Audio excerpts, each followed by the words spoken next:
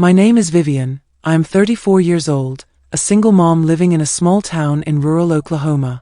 What I'm about to share may sound unbelievable, but 3 years ago I died, and what happened next changed everything I thought I knew about being alone. I died, and Jesus showed me 7 truths about women who walk alone.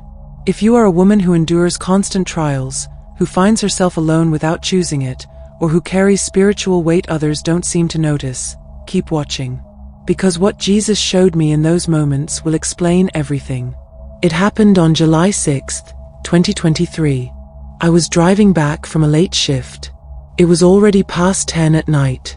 The road was dark, winding, and wet because it had been raining all day. I don't remember much after that. A deer came out of nowhere. I swerved. The car went off the road and hit a ditch. I felt the impact. And then nothing. Doctors later told me my heart stopped for almost 4 minutes. They said by the time the ambulance got there, I was gone. They had to work on me for a while before anything happened. And even when they got my heart going again, I was in a coma for 2 days. But here's the thing. Those 4 minutes felt like hours to me. Because I wasn't in that car. I wasn't on that road. I was somewhere else entirely. And I was not alone. I don't know how to explain the transition. 1 second I was in the dark. The next second I wasn't. It wasn't like waking up. It was more like something just shifted.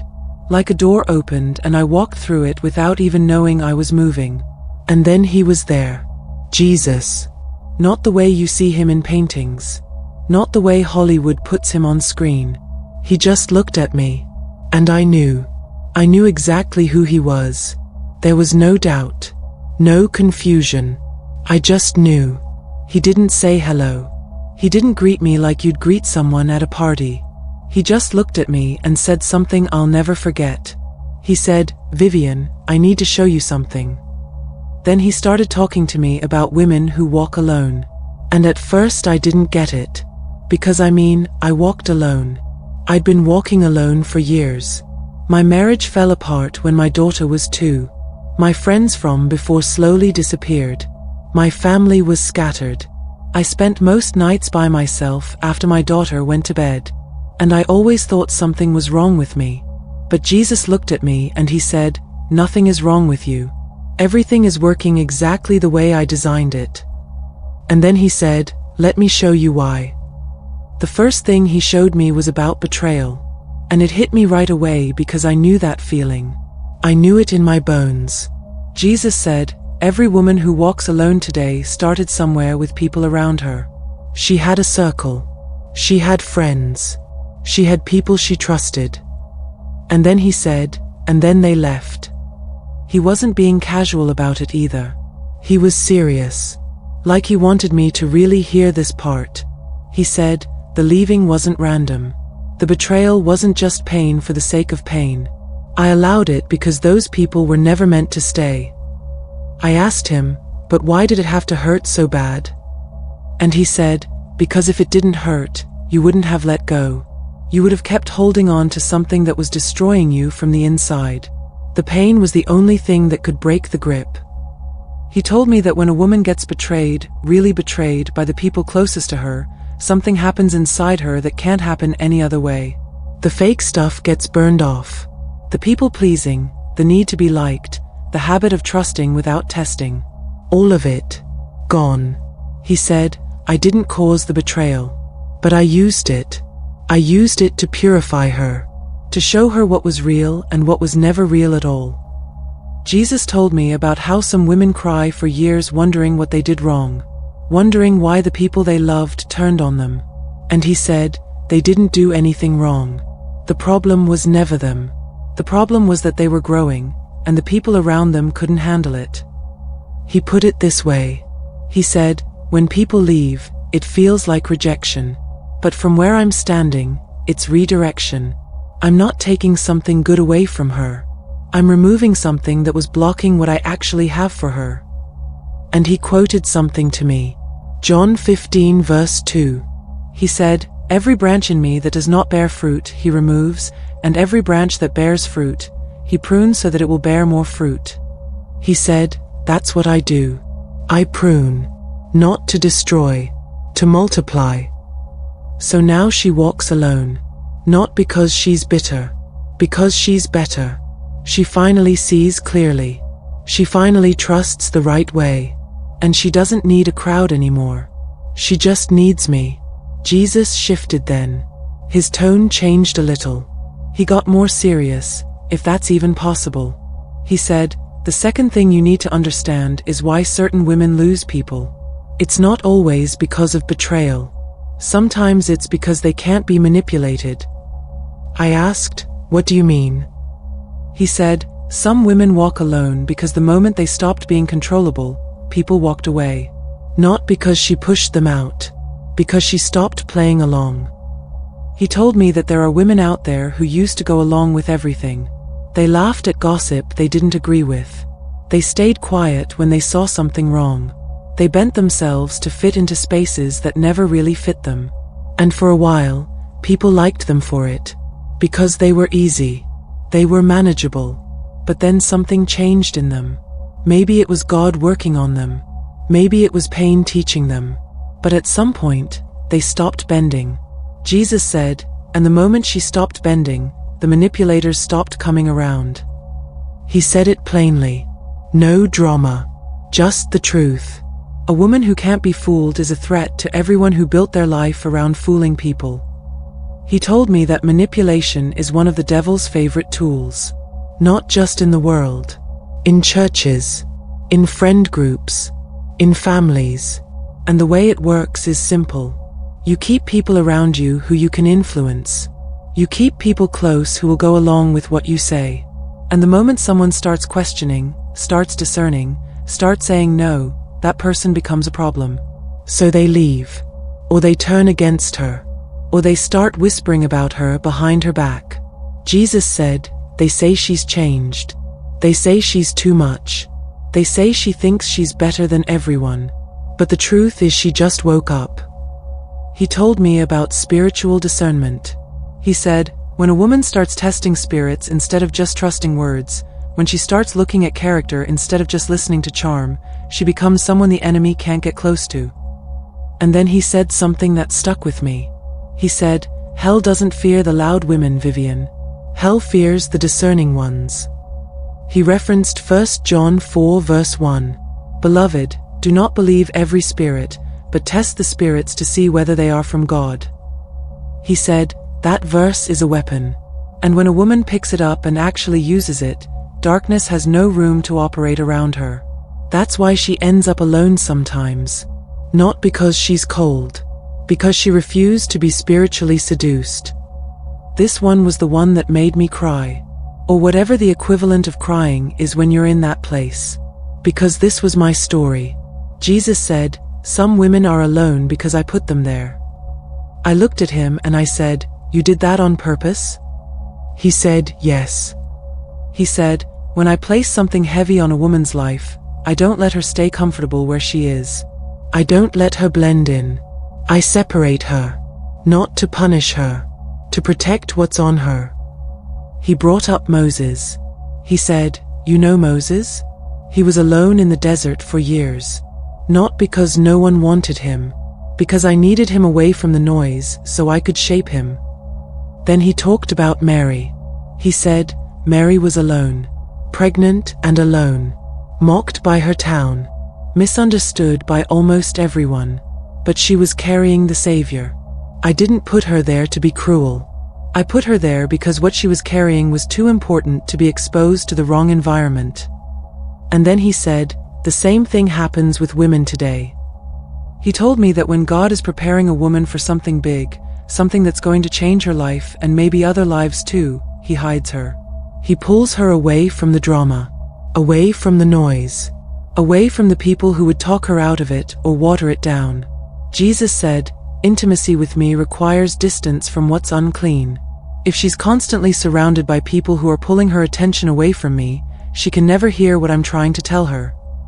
He referenced Isaiah 41 verse 9. Fear not, for I am with you. Be not dismayed, for I am your God. I will strengthen you, I will help you, I will uphold you with my righteous right hand.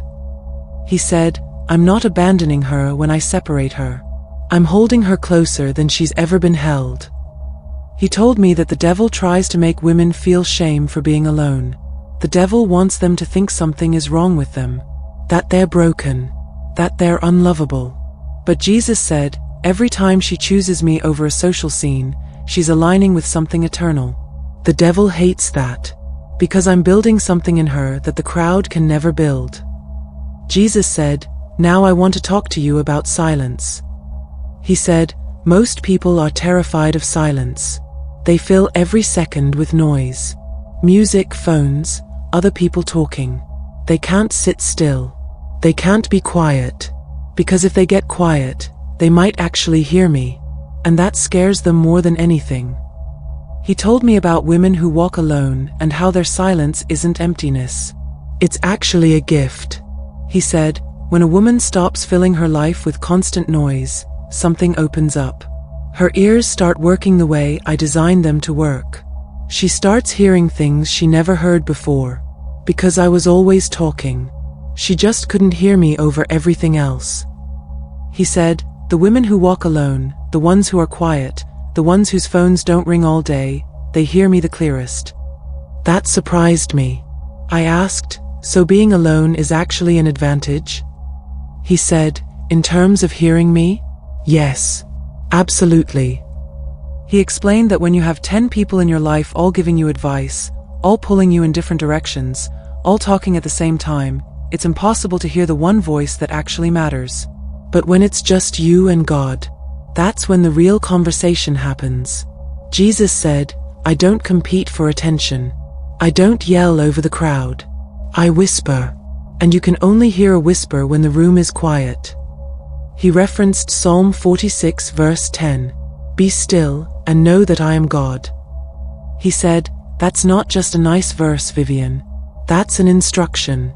Be still. Stop moving. Stop talking. Stop filling the space. And know me. He told me that the silence in a woman's life that other people look at and feel sorry about is actually sacred ground. It's where God does his deepest work. It's where he trains her. It's where he builds her faith. It's where he shows her things no one else can see. Jesus said, the devil would rather she be busy and distracted than quiet and connected to me. Because when she's connected to me, she's dangerous to everything the enemy is trying to do. Jesus said, let's talk about what people say about her. He said it calmly, like he already knew how much it hurt. He said, they call her cold. They say she's too serious. They say she's distant. They say she thinks she's better than everyone. And none of it is true. He said, they don't understand her. So they label her. They can't control her. So they criticize her. They can't handle her silence. So they call it pride. I asked him, so what is it really? He said, it's not pride. It's peace. She finally stopped caring what they think. And that looks like pride to people who have never gotten to that place. Jesus told me that this woman, the one who walks alone, she's been judged her whole life. For being too quiet, too strong, too intense, too spiritual. And every single label was wrong. He said, they didn't see the betrayal that made her cautious. They didn't see the nights she cried asking me why she felt like an outsider. They didn't see how many times she held her tongue just to keep the peace. How many times she made herself smaller so other people could feel bigger. He said, and when she finally stopped doing that, when she finally said enough, they called her the problem. But then Jesus said something that really got me. He said, she's still standing. He said, their opinions didn't stop her. Their silence didn't cancel what I put on her life. Their gossip didn't slow her down. Because when I build someone, I don't build them to fall apart because someone said something mean. He referenced Romans 8 verse 28. And we know that all things work together for good to those who love God, to those who are the called according to his purpose. He said, every lie they told about her, every label they put on her, I'm going to use it. Not to destroy her. To refine her. To show her that she doesn't need their approval. She never did. He told me that people will praise you when you're useful to them, when you're soft and easy and willing to do whatever they want. But the moment you start living for God instead of living for them, they call you difficult. Jesus said, she changed from being a people pleaser to being a God follower. And that's the best thing that ever happened to her. Jesus said, this next one is important. I want you to really hear this. He said, there comes a point in a woman's life where she gets tired. Not just physically tired, spiritually tired.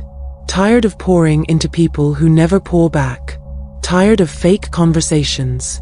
Tired of being around people who drain her more than they fill her. He said, and when she reaches that point, she stops chasing friendships. She starts chasing something else. I asked, what does she chase? He said, fruit. He was talking about the fruit of the Spirit. Galatians 5 verse 22 and 23. Love, joy, peace, patience, kindness, goodness, faithfulness, gentleness, self-control. He said, that's what she's after now. Not likes. Not followers. Not a group chat full of people who don't really see her. She wants to actually grow. She wants to actually produce something that matters. Jesus told me that some friendships are actually distractions. They keep you busy, but they don't help you grow. They take your time, your energy, your peace. And at the end of the day, you're left with nothing but noise. He said, this woman said no to that. She said no to shallow. She said no to gossip. She said no to the kind of connection that looks good on the outside, but is empty on the inside. He said, her phone might be quiet. Her calendar might look empty to other people. But her spirit is alive. Because she's investing in the right place now. Jesus said, I don't bless who you pretend to be around other people. I bless who you are when it's just you and me. And she finally figured that out. He told me that when a woman starts producing real spiritual fruit, her whole life changes. She doesn't need attention anymore. She needs anointing. She doesn't need drama. She protects her peace. She doesn't make room for everyone. She only makes room for what aligns with what God is doing in her life. He said, that's not selfish, Vivian. That's smart. That's holy. Jesus got quiet for a moment. And then he said, now I want to tell you the real reason the enemy goes after these women. I said, the enemy? He said, yes. The devil. Satan. The one who whispers to her that she's not enough. The one who makes her feel unseen and unloved. He doesn't do it because he doesn't care about her. He does it because he's afraid of her. Jesus said, a woman who walks alone and still worships me, still prays, still believes, still obeys even when no one is clapping for her. That kind of woman terrifies hell. He said, because she doesn't need a crowd to keep her fire going. She doesn't need applause to stay faithful. She doesn't need comfort to stay consistent. She's not fueled by popularity. She's fueled by power. He told me that the devil would rather these women be busy and distracted. He'd rather they be scrolling their phones all day than praying. He'd rather they be laughing with people who don't really care about them than standing alone in truth. But these women refused. Jesus said, they refused. And that refusal is one of the most powerful things a woman can do. He referenced Philippians 4 verse 13. I can do all things through Christ who strengthens me. He said, when a woman gets to the place where she doesn't flinch when people reject her, doesn't fold when life gets hard, doesn't retreat when the enemy comes, she becomes unstoppable. And the enemy knows it. He said, that's why he works overtime to make her feel unworthy. Because if she ever fully realizes how powerful she is, if she ever stops questioning herself and starts walking boldly in what I called her to do, it's over for him. Jesus looked at me and he said, she doesn't need to post about it. She doesn't need to prove it to anyone. When she walks into a room, things shift. Not because of her. Because of what's on her. And what's on her is me. Jesus said one more thing before everything started to change. He said, Vivian, I need you to hear this before you go back. I said, go back. He said, you're not done yet. You have more to do. But before you go, I need you to understand something about yourself. He said, you are one of them. You are one of these women. The ones who walk alone. The ones the world looks at and feels sorry for. But I don't feel sorry for you. I'm proud of you. He said, you didn't fold when they left. You didn't lose yourself trying to stay connected to people who never really saw you. You didn't settle for shallow just to escape the loneliness. You chose me. And in that quiet place, I made you dangerous. He said, you are not broken. You are not forgotten. You are not cursed. You are called. And one day, people are going to see it. But even if they don't, that doesn't change what I see. And then everything started to fade. Not in a scary way. More like I was being pulled gently back to somewhere I needed to be. I woke up in a hospital bed. My daughter was sitting next to me holding my hand. She was crying. A nurse was checking a monitor. Someone said something about how long I'd been out. I didn't say anything for a while. I just looked at my daughter. And I thought about everything Jesus had said to me. I'm not the same person I was before that night. I can't be. Because I heard things in that place that I can't unhear. I saw things that I can't unsee. I walked alone for years thinking something was wrong with me. And Jesus showed me that nothing was wrong. Everything was working exactly the way it was supposed to. I don't have a big friend group now. I don't have a packed social calendar. My phone is quiet most days. But I hear him. Clearly. And that's enough. That is more than enough.